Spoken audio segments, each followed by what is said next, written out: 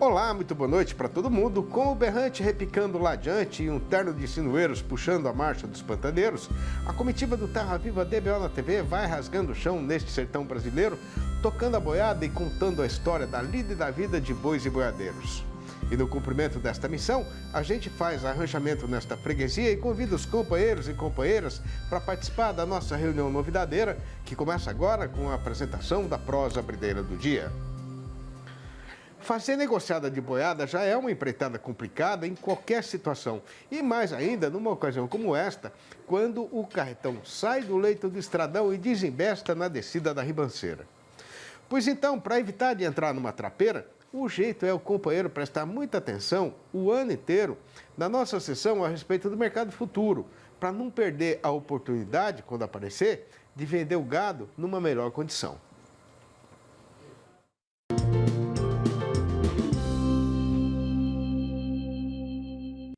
Olá, amigos do canal Terra Viva, aqui quem fala é Douglas Coelho, sou zootecnista e um dos sócios fundadores da Radar Investimentos e estou aqui para a gente traçar aquele panorama semanal de boi gordo e de milho.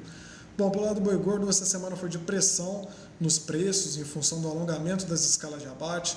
A gente tem uma desova de animais de safra, no qual há uma dificuldade de retenção de animais no pasto, um dólar na casa de 5,60, 5,65, ante aqueles R$ 6 que a gente via nos meses anteriores. Isso tira aquele apetite voraz do exportador. E a gente tem também um consumo doméstico um pouco mais retraído, que é esperado depois de um bom dia das mães, né? A gente teve um final de semana de boas vendas, então é natural essa ressaca do mercado doméstico. Boa parte dos frigoríficos aqui em São Paulo oferta ao redor de 300 e 305.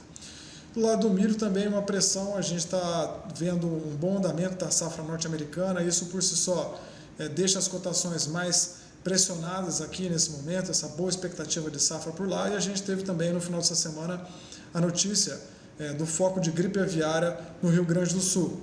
Né? É apenas uma granja comercial, são 3 outros casos em produções de subsistências, outros demais casos são em aves silvestres, mas isso por si só já deixa o setor como um todo, não só de carne, mas também que demanda o cereal, né, um pouco mais cauteloso.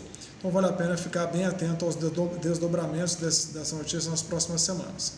Bom pessoal, essa é a mensagem que eu gostaria de deixar com vocês. Contem com todo o time da Radar Investimentos e um forte abraço, até mais! Tendo o patrão trocado o alazão tostado, que estava cansado, por uma nova montaria, a marcha segue firme no rumo da freguesia.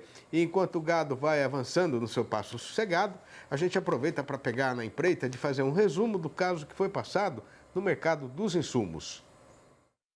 Olá pessoal, aqui quem fala é Rodrigo Demundo, eu sou zootecnista e analista de mercado aqui da Scott Consultoria. E hoje eu vim conversar com vocês um pouquinho sobre a relação de troca entre a arroba do boi gordo e o farelo de soja. Até meados de maio, segundo o levantamento da Scott Consultoria, a tonelada do farelo de soja em São Paulo, sem considerar o frete, ficou cotada a R$ 1.925, um recuo de 1,5% em relação ao fechamento do mês anterior e um recuo de 9,8% em comparação com o mesmo período de 2024. Essa ligeira queda na cotação do insumo vem em decorrência de uma lateralidade na cotação da soja, que apesar da boa oferta do cereal no mercado interno, as exportações aquecidas e os bons prêmios pagos têm limitados queda na cotação do cereal. E no mesmo período, para a arroba do boi gordo, a gente registrou uma queda de 1,9%. Segundo os levantamentos da Scott Consultoria, em São Paulo, considerando os preços a prazo e livre de impostos, a arroba está cotada a R$ 312. Com isso, com a queda mais acentuada na cotação da arroba do boi gordo em relação à cotação do insumo, a relação de troca piorou para o pecuarista. Piorou cerca de 0,4%, sendo necessárias, então, até o momento de maio, a venda de 6,2 arrobas de boi gordo para a compra de 1 tonelada do insumo.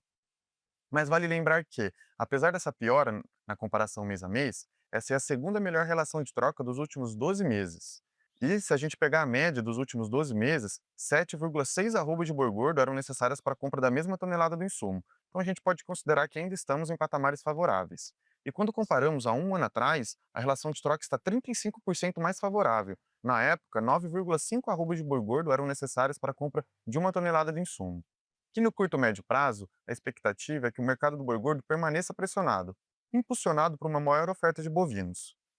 Já o farelo de soja tende a ter essas pequenas variações por conta da lateralidade da soja, impactando a cotação do seu coproduto. Então, no curto prazo, o que vai ditar a relação de troca é a arroba do boi gordo. Mas por hoje é só, pessoal. Fico grato pela audiência e até a próxima. Estando na estrada desde o romper da madrugada, a comitiva está chegando agora aqui nesta aguada, tendo cumprido já quase metade da jornada que tinha sido combinada, sendo a hora então de fazer uma parada ligeira para recomeçar em seguida esta nossa lida marchadeira. Impresso ou digital? Se você quer o melhor conteúdo para a pecuária, fique com os dois. Tenha sempre seus exemplares da DBO à disposição, no escritório, na caminhonete ou ao alcance de seus colaboradores na fazenda. DBO é fonte de conhecimento, reportagens de campo, matérias, artigos e análises de mercado.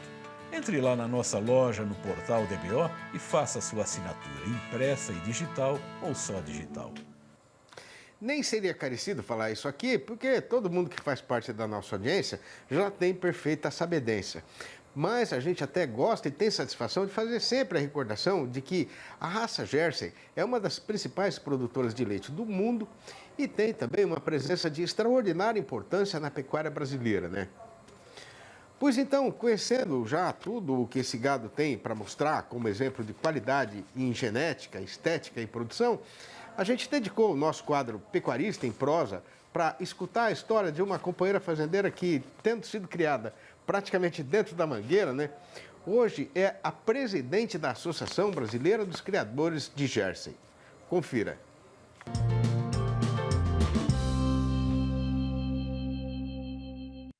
No Pecuarista em Prosa de hoje, eu converso com a Ângela Faria de Marasquim, que é presidente da Associação dos Criadores de Gado Jersey do Brasil. Ângela, seja muito bem-vinda ao nosso Pecuarista em Prosa. Que alegria ter você aqui com a gente hoje. Obrigada. Obrigada, Flávia. Obrigada aí a todo mundo que acompanha o programa por essa oportunidade de apresentar um pouquinho a associação também para vocês. A gente que agradece muito a sua participação aqui hoje. E, Ângela, conta então pra gente como que você se tornou presidente da Associação dos Criadores de Gado Jersey do Brasil e qual que foi, né, a sua motivação para se envolver ativamente na pecuária? Assim, eu já sou a segunda geração de criadores de gado Jersey. Venho sucedendo o meu pai na criação. E eu me envolvi sempre, desde crianças. Então, eu resgato fotos aí, eu bem pitoquinha nas exposições, incomodando e sempre querendo participar. E desde criança também me envolvendo em melhorias, em buscando o que a gente podia melhorar dentro da entidade, na representatividade da raça, tudo. Então, eu sempre tive essa motivação de participar ativamente na melhoria da raça Jersey. E eu já vinha, então, atuando junto da Associação dos Criadores de Gado Jersey do Rio Grande do Sul. Eu fui a presidente da Associação Gaúcha, então, na última gestão.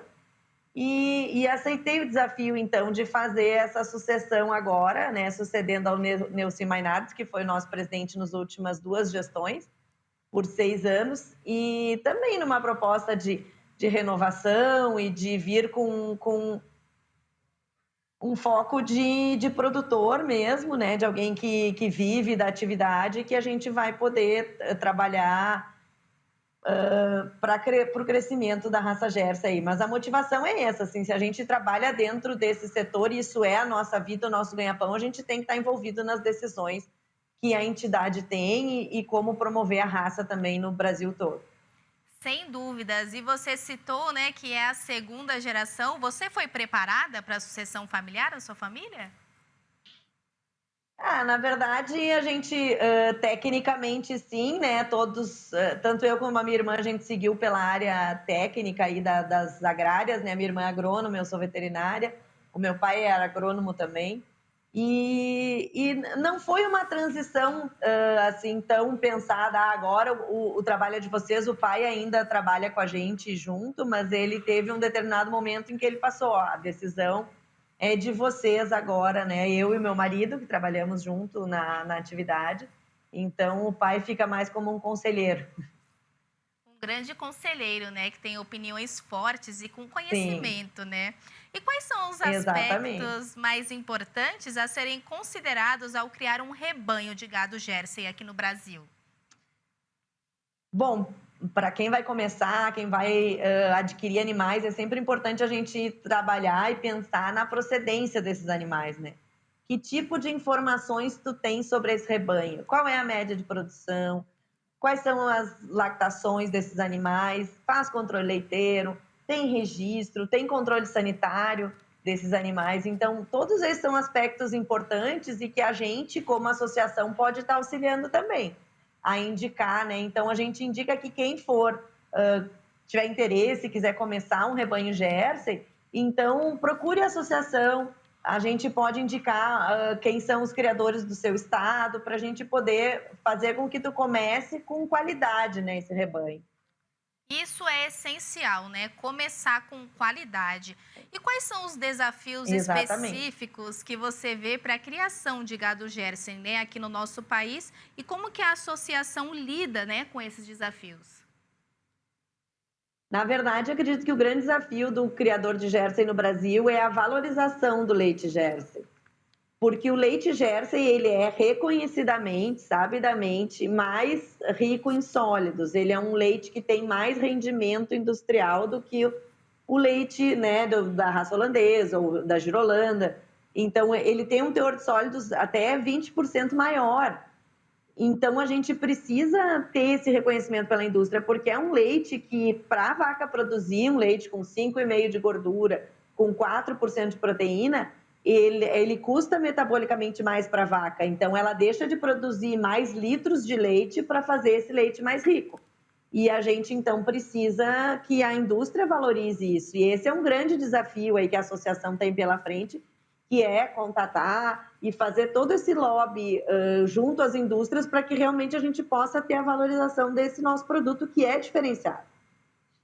Sem dúvidas, né? Tem muita qualidade. Quais são os mercados, né, específicos aí para o leite de gado Jersey? Como que a associação também trabalha nesse sentido? O leite Jersey, ele basicamente ele é para produção de gordura. Leite foi a raça foi desenvolvida para produção de manteiga.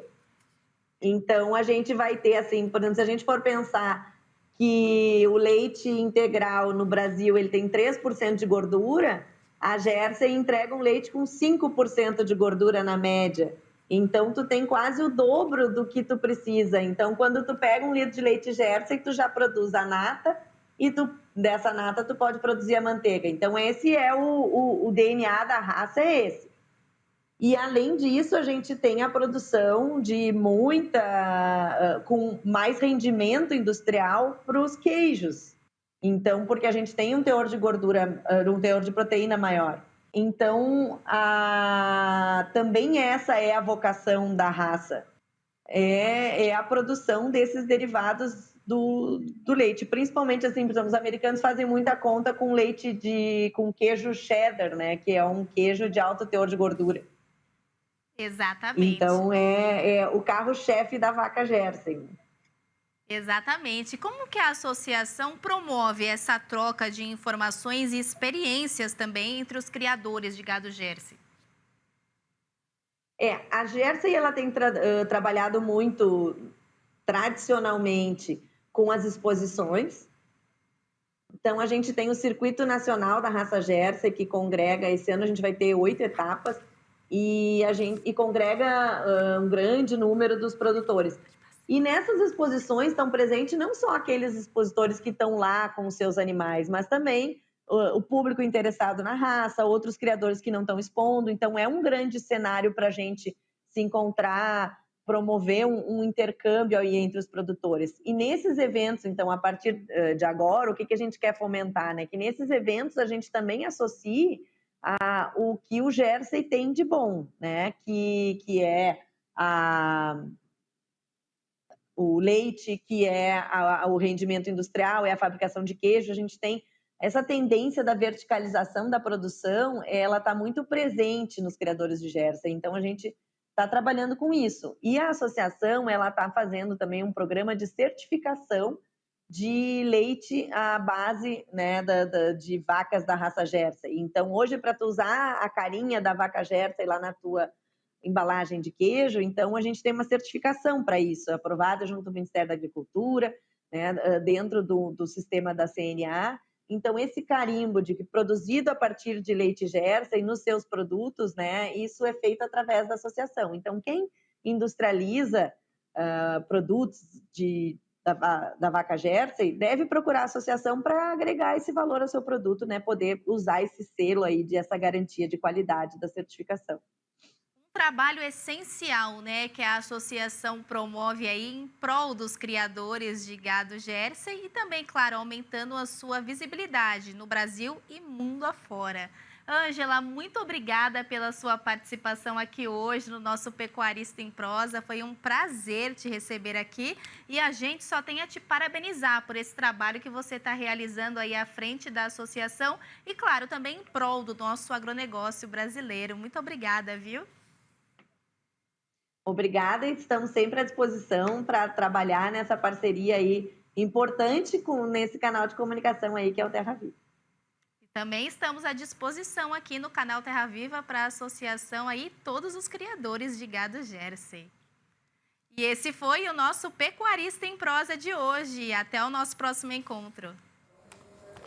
A nossa comitiva não é de manifestar cansaço, mas pelo passo da boiada, a peonada está vendo que é hora de fazer uma parada. Pois então, enquanto a gente vai dando atendimento a esta precisão, já fica a amiga fazendeira avisada de que, quando o serviço comestício for retomado, a conversa vai ser a respeito do caso que está sendo passado com o boi gordo no mercado, que vai ser anunciado agora pela seguinte manchete avisadeira. Com o aumento na oferta de gado terminado, mas com o mês já entrado na metade derradeira e o consumidor brasileiro estando com a algibeira até areada de tão vazia, não vai ser já que a nossa praça boiadeira vai desembicar da descida da ribanceira. Se o companheiro quiser pôr mais lenha no fogão e regular a chaminé, dá tempo, mas vai ter de correr para não perder o recomeço da função. Engordando gado por precisão e não por boniteza, e conhecendo a natureza dificultosa da sua negociação, está na hora de saber o que é que está acontecendo com o boi gordo na praça e o valor que está sendo falado como sua cotação no mercado.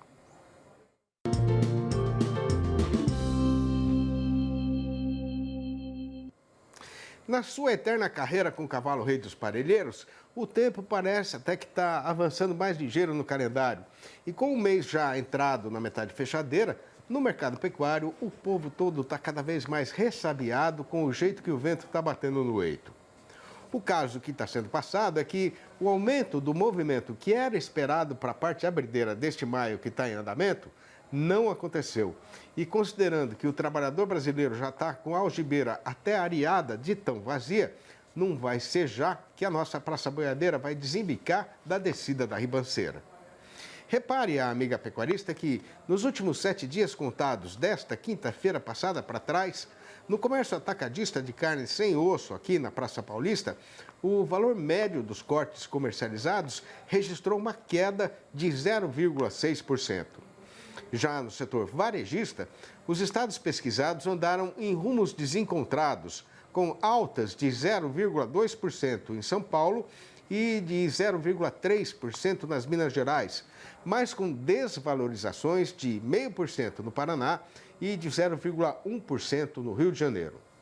E para complicar um pouco mais a situação, a oferta de gado terminado deve continuar apresentando crescimento por conta da desova do fim da safra do capim e da chegada das primeiras boiadas engordadas no confinamento. Pois então, com a ventania de derrubadeira fazendo a relia e levantando poeira no estradão, fique o companheiro boiadeiro informado de que, no balanço do dia da Scott Consultoria, foram apuradas mudanças nas cotações em 15 das 32 regiões consultadas no Brasil inteiro. E, de novo, em todas essas praças consideradas, a arroba caiu. E depois de um ligeiro suspiro de estabilidade, a lista destas derriçadas agora voltou a ser puxada por Barretos e Araçatuba, aqui em São Paulo, onde o boi foi derrubado para R$ 311, a prazo e ainda para descontar o fundo rural.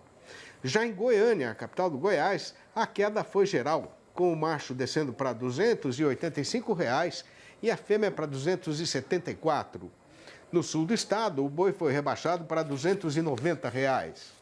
Em Belo Horizonte, a capital das Minas Gerais, o tombo foi só da vaca, que sai agora por R$ 265. No Triângulo Mineiro, a fêmea piorou para R$ 273. Em Cuiabá, capital de Mato Grosso, a vaca desandou para R$ 280. Na região norte, a fêmea já não vale mais do que R$ 277. Em Três Lagoas, no estado de Mato Grosso do Sul, a foiçada acertou todos os preços do mercado, cortando o do boi para R$ 300 e o da vaca para R$ 275. Em Dourados, a fêmea retrocedeu para R$ 278. Em Marabá, no Pará, o fazendeiro está tendo de aceitar pelo boi R$ 285 e pela vaca R$ 258. No Acre, o macho despencou para R$ 245 e a fêmea para merreca de R$ 240. No noroeste do Paraná, quem quiser vender vai pegar pelo macho R$ 308 e pela fêmea R$ 278. Em Santa Catarina, o boi recuou para R$ 313. E em Pelotas, no Rio Grande do Sul, o macho foi desvalorizado para R$ 11 redondos o quilo vivo, o que corresponde a R$ 330 por arroba. Na madrugada, o sino tocou na fazenda Novo Destino, mas a fumaça na chaminé das casas da colônia indicava que o povo lá já estava de pé e a peonada que estava de partida ainda teve tempo de tomar um café antes de sair com a boiada na estrada. E agora que a empreitada está cumprida, descansado da lida, eu vou passar na vendinha da freguesia e voltar para o rancho com um pacote de balas na algibeira do Pala, para fazer a alegria da filharada, que já deve estar na porteira esperando a minha chegada. Estas prosinhas rimadas usadas aqui para arrematar a nossa função de todo dia, eu mesmo escrevi ao longo dos últimos tantos anos que eu passei correndo o chão por essa imensidão do sertão, conhecendo gente da melhor qualidade e escutando as histórias das suas lutas e das suas vitórias, das suas dores e dos seus amores. E tendo tido esta extraordinária oportunidade, eu resolvi contar um pouco disso tudo em forma de poesia nos 4 livros da minha coleção Versinhos de Caipira. Se o companheiro e a companheira boiadeiros ou não também têm esta mesma admiração pela verdadeira cultura sertaneja brasileira e quiserem saber como fazer para comprar um exemplar ou logo a coleção inteira, podem ligar diretamente no meu telefone particular, que é o 11 98 224 1807. Repetindo, 11 98 224 1807. Ou mandar um e-mail para sidneymaschio@uol.com.br ou ainda campear meu nome lá no Facebook.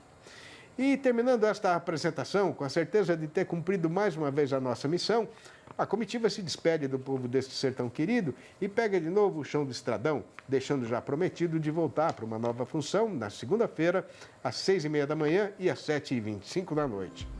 Um abraço, um magnífico final de semana para todo mundo e até lá então.